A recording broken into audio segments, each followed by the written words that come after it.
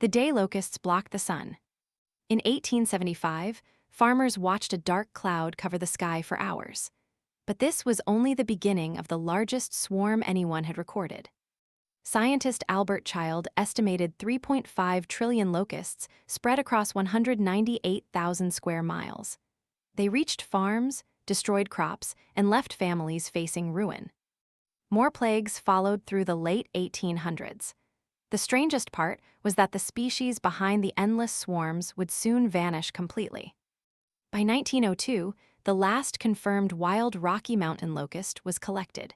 The insect that once darkened skies was gone forever.